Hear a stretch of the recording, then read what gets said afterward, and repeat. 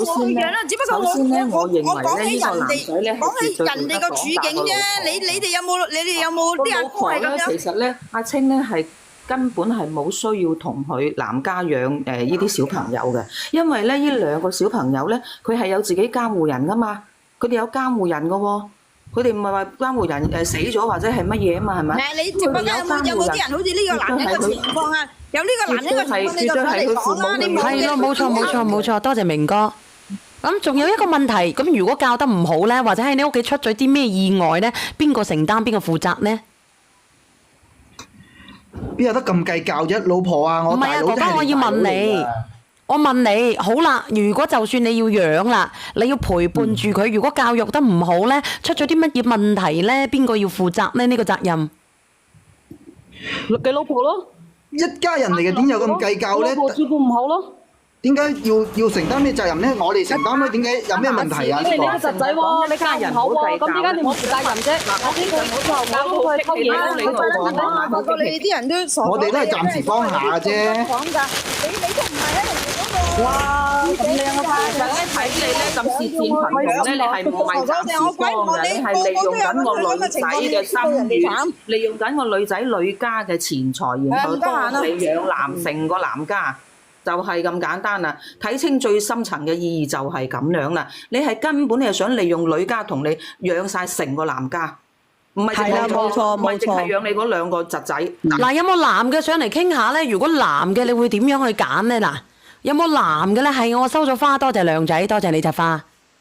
好似阿青咁啊，響佢個家族嘅根本係冇個地位嘅，還要幫你養埋兩個侄仔，係咪？自己小朋友自己學咗小朋友啦，咁辛苦啦，還到話佢，哎呀，瞓下覺就得啦咁樣。阿青老實講啊，你而家馱住呢個時間段咧，係最危險嘅，都係最辛苦㗎。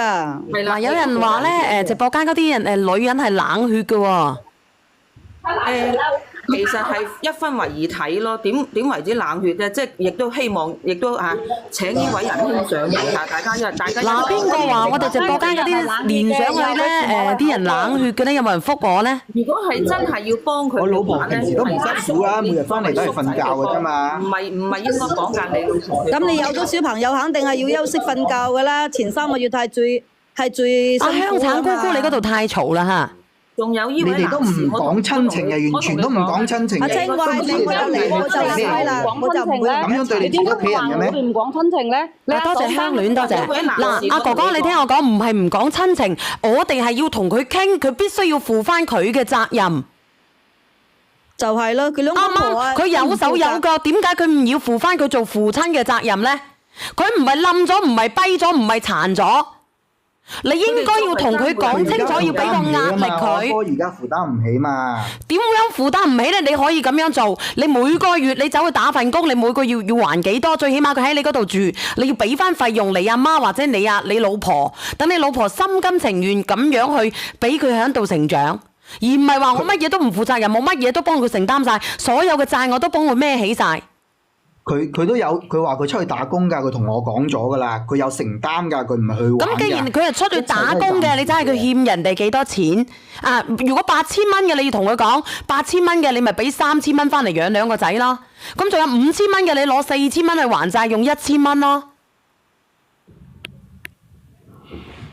仲有咧，道德綁架你太太咧。我講得難聽啲咧，如果你太太而家一立心嘅話，睇清咗成個事件嘅清清楚楚，客觀啲咁講。如果你太太話而家提出離婚，我小朋友我都唔要啦，我落咗去揾我第二個，咁你會點啊？嗱，你好話呢個錦記餐飲一條龍，你男定係女啊？男士。都係暫時咯，暫時幫下大佬㗎咋？點解大家都唔明嘅咧？你唔好出聲字。呢個男嘅，如果係你會點做咧？呢個男士 BB 出世之後要用好多錢㗎。你男士，你講下。喂。係。天記一把火咧，因為男人嚟嘅嗰個。哦，點解你咁講咧？你係男嘅喎，如果俾你會唔會照顧啊？你有本事照顧啦，冇本事點照顧啫？你點解道德綁架個老婆啫？係咪先？你作為男人嘅喎，你唔幫住佢？我點解要幫佢啫？聽見就把幾火啦，越聽越過慣啦。我本身瞓晏覺嗰度聽住，佢講下不是人類嚟嘅。咁大哥啊，你覺得我哋啲評論又講得點樣啊？我哋話我哋係撐佢老婆嘅，咁你覺得我哋個幫女人婆點樣啊？我係男人我都唔幫佢咧。大佬你肯定係冇兄弟嘅。我係啊，有兄弟會唔幫嘅？我係冇兄弟，我話俾你聽，我老大得我一個人，但係點講咧？你老婆當你懷咗個 B 啊，大哥，點解你對老婆唔好啫？你點解道德綁架老婆啫？你講啊！因為咧佢係長貧難顧啊，冇錯，小姐先講得啱啊！哥哥長貧難顧啊，兩個小朋友嘅責壓力好大嘅。如果你大佬釘咗嘅，嗱，如果我作為你老婆，如果你大佬釘咗嘅，我可以養大你嘅兩個小朋友，我可以承諾，你得唔得啊？阿青？你大佬唔係你大佬同埋你大嫂釘晒嘅，我可以，我一定要養，因為你對得住天地良心，係咪先？對得住佢。你問下佢大佬同埋大嫂幾時釘？特殊情況之下咧，我係幫㗎。但係呢種情況下，唔係話我唔願意幫啊。但係咧，唔係咁樣係無底線咁去幫佢。你知唔知啊？其實咧，嗱，只要驗上都阿哥個問題，我個問題已經唔係話一次兩次㗎啦。佢自己都唔去改變，我哋幫再多都冇用㗎。點樣唔係一次兩次？之前係咪會經常借嘅？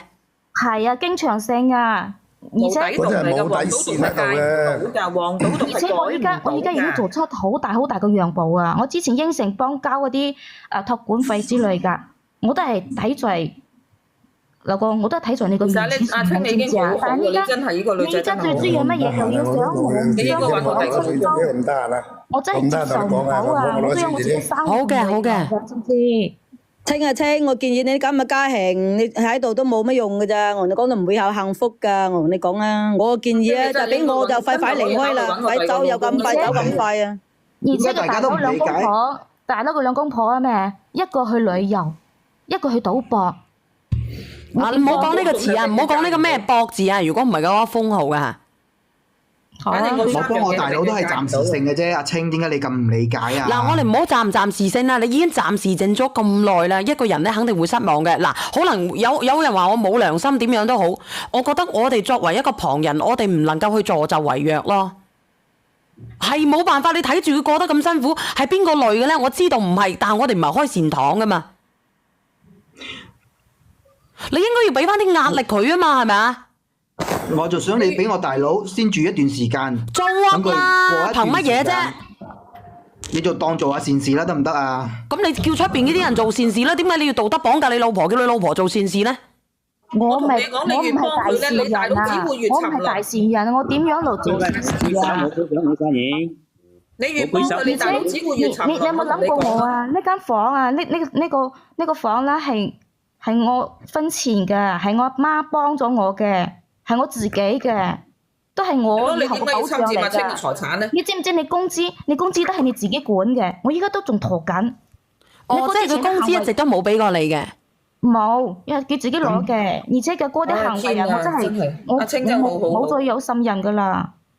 邊個知道佢以後會出現咩問題啊？咁我又問下啦，嗱，2200蚊啫。咁你咪冇俾，即係你覺得2,000蚊咁輕騎遮得咁輕騎，你攞出嚟啊！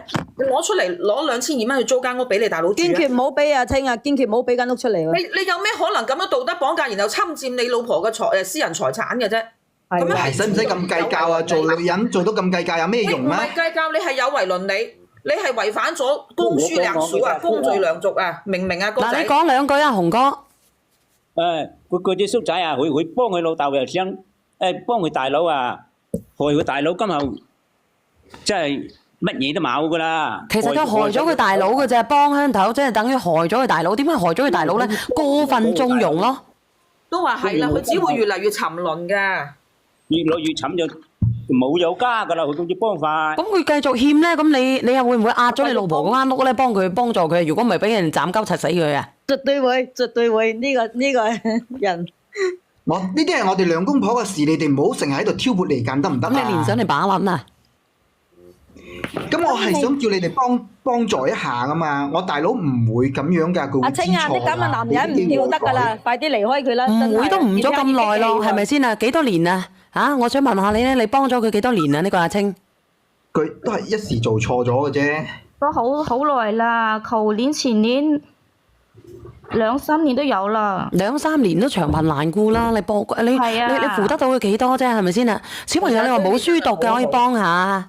係一個好好嘅老婆啊！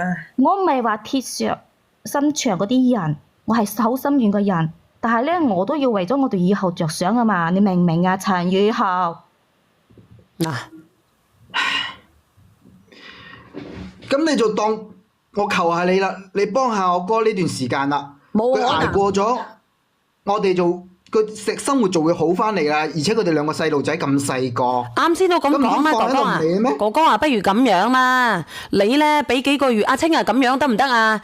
俾幾個月嘅錢佢喺出邊租間屋，然之後等你嘅家婆咧就喺出邊帶翻個小朋友，佢揾嘢做。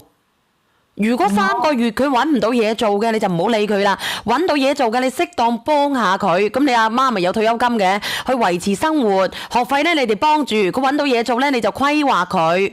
規劃佢咧，每個月咧要攞幾多錢生活費，然之後邊還債邊還就得啦。冇，唔可能㗎。咁我都未俾過錢。呢啲問題其實都有講過嘅，但係咧冇一次做得到，所以我係心寒咗㗎啦。老婆你冇咁自私啦。佢哋班人自私，你就跟住佢哋自私咩？諗諗我哋屋企啲人啦，好唔好啊？屋企啲人對你老婆點好咧？我請問下，你哋結婚幾耐啦？呢位姐姐唔制噶咯喎！如果乜嘢嘅話，咁你屋企人對你老婆有咩貢獻咧？你啲親愛嘅大佬啊，同埋你親愛嘅老婆，攞晒個老婆啲錢，攞晒老婆啲房產，就係咁嘅意思佢。咁如果你老婆叫你成日仔搬出去，陳宇豪，我問你啊，如果你老婆叫你侄仔搬出去，唔搬嘅話離婚，你嚟唔嚟？我哋都結婚3年咯，我哋結婚，我都冇點求過你，咁你就當幫我一次，幫我哥渡過呢個難關唔得咩？我自私啊！你話我自私啊？咁你咧？你有冇考慮過我㗎？結婚之後啊，我為咗呢頭家付出咗幾多，你睇唔到嘅咩？你成日都話我唔好，咁你咪揾個願意幫你幫阿哥嘅人啦。我都唔想講啊！你成日都話我。阿青，我好理解你啊！你真係應該要重新審視你呢段婚姻。嗱，我哋作為任何評論員，同你哋兩位冇任何嘅，但係我哋客觀去分析呢個問題。咁所以咧，你哋要重新審視你嘅婚姻啊！你嘅婚姻。好老實。阿青，我真係估唔到呢個男仔咧，你如果真係要幫你侄仔，應該係攞你13,000蚊去幫侄仔，用你男家自己有應有嘅骨氣去幫你個兩個侄仔，幫你大佬，而唔係下下要你老婆出嚟擔起你成頭家。你知唔知你而家已經養成咗賴嘅一個賴皮狗咁嘅習慣啦，已經係習慣，已經係變成咗一種叫做咩話？自然變成咗一種習慣啦，你已經其實咁樣係唔。其實呢都係。我唔講啦，浪費咗我啲時間啦。我以為想你會有個結果啊，但你成日都係咁樣講，成日都係意思仲要講我自私乜嘢，我唔講我落啦。你唔好走啊，老婆！阿青啊，之前你啊分開啊，突然間選擇個男人啊。早分早着啦！佢走咗啊，哥哥，佢走咗啊，冇得傾嘅。你唔同佢相處，你唔同佢正視呢個話題嘅，好似我啱先咁樣去講啊，佢仲發咗個發火過嚟咗個發瘟佬。唔係㗎，係我發㗎。佢發火呢啲咁樣嘅，阿哥哥啊，哥哥你自己睇下，你自己唔正視呢個問題嘅，你始終都解決唔到嘅，長貧難顧啊，冇一個女人唔計較嘅。我覺得你哋成班人都係自私鬼嚟嘅，真係好自私啊！阿豪哥，我都話啦，我啱講咗，我哋成個直播間成萬人啊，冇一個人係同你哋有任何親戚關係。